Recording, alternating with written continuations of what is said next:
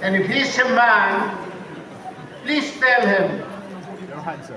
napaka-gwapo mo ngayong hapon.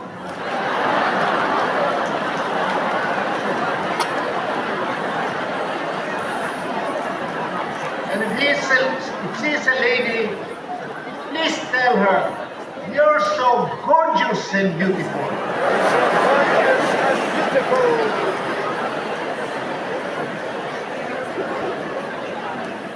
Pero parang may narinig ako dito banda eh. Sabi rest in peace. No, jokes lang. Dito naman sa kabila eh, sabi, pautang naman dyan. Joke lang. I'm just happy.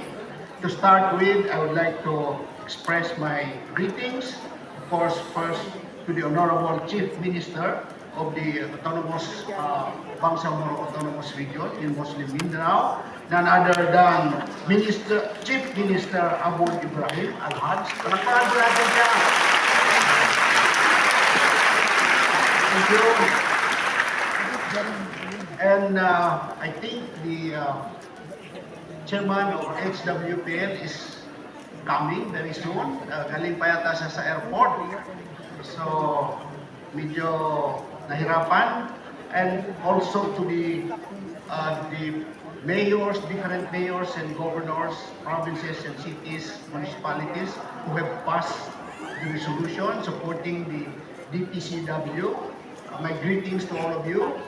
To all the participants in this momentous occasion, as it was introduced or mentioned earlier, this is the second National Peace Convention, considering that the first National Peace Convention last year was sponsored by my organization, the Volunteer Individuals for Peace. Now, it's sponsored by a partner organization of the HWPL, BIP, which is the HWPL, of which I am also one of the peace ambassadors. To start with, I would like to share with you one of my quotes in my book entitled 100 and More Inspiring Quotes to Revive. And it runs this way. Investing in peace is investing for the future. Investing in peace is investing for the future. It means we must all together invest our time, our talents, our commitment, and priorities, and our resources. This is because we want our future to be secure, and we want to see a brighter and better future for our children and our children's children. Now is indeed a good opportunity to talk about peace and study how we can partner and collaborate with HWPL in transforming our people to become peace builders, peacemakers, and peace workers. This partnership will surely usher in lasting peace for our country and for the whole world. The theme of this event, a symposium on peace legislation, peace education, and religious and cultural harmony, reflects the holistic approach needed to build a just and more peaceful world. I am sure your dedication to promote peace through legislation, education, and fostering harmony among religious and cultural communities would endure any challenges that may come its way. Indeed, around the world, there is a clamor for peace to promote human progress. That's why we are here to celebrate the Second National Peace Convention. This is to be a reminder for all of us that the presence of greed for power and profit remain the main reasons why wars and hostilities between peoples and nations around the world occur.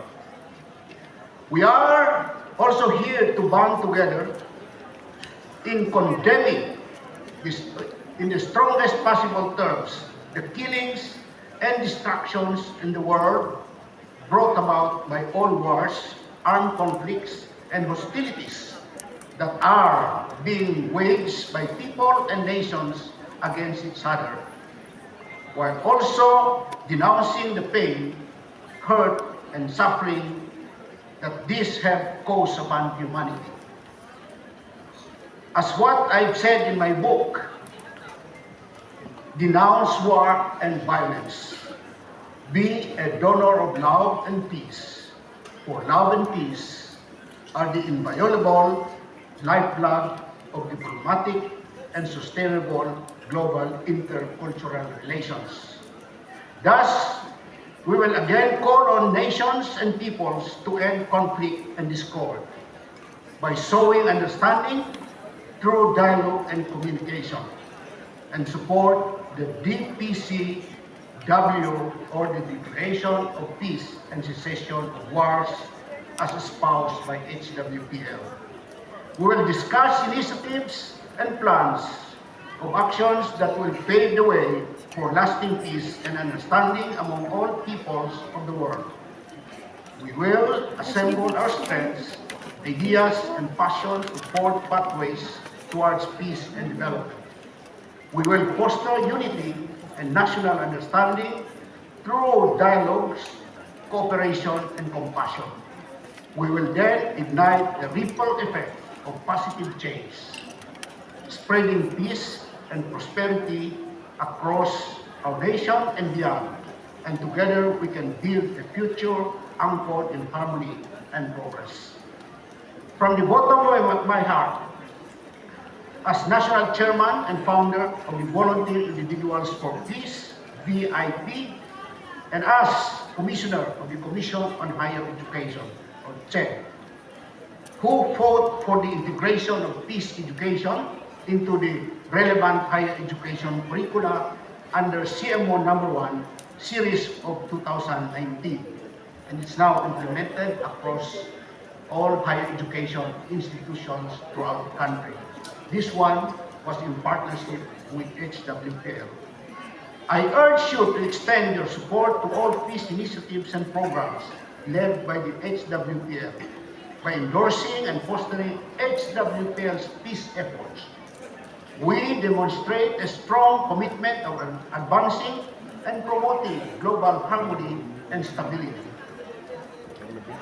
Therefore, we will all join hands together as we create a world where peace prevails for generations to come.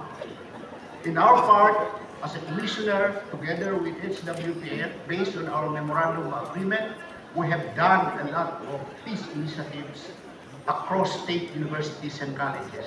We have established so many peace monuments already in so many areas across state universities and colleges. We established peace clubs among students and so many other things.